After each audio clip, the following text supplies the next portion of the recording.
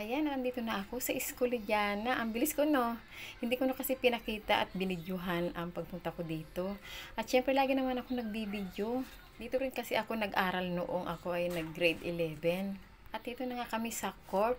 At nag-aantay lang kami ng oras kasi 10:30 pa ang pagmi-meeting at pagbibigay ng card nila. At nagayaya naman si Diana pumunta ng kantin. At syempre alam ko na kung bakit pupunta doon. Naisip-isip ko, so sad kasi wala nga akong pera ngayon. Syempre gusto nung kumain na naman. Yun nga lang, kapos ako sa budget ngayon. Ewan ko lang bukas.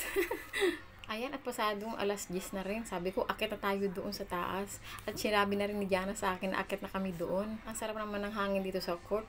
Ang lamig-lamig ng simoy ng hangin. Ayan, at lumapit na nga si Diana sa akin at pupunta na raw kami nga sa school nila.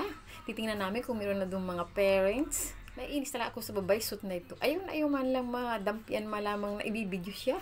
Mahiyain daw siya at syempre pag sa bahay naman, silpi ng silpi din naman. Ako naman, may pangarap kaya nagbibideo ako. Yung bilang nanay na wala namang trabaho at nasa bahay lang, gusto ko rin naman kumita ng pera. Yan mo yung estudyante at kumakaway pa sa pagbibideo ko. O paano, tapos na kami mag-meeting at pauwi na rin ako. At hala na, at hanggang dito na lamang ang aking video today at bye-bye!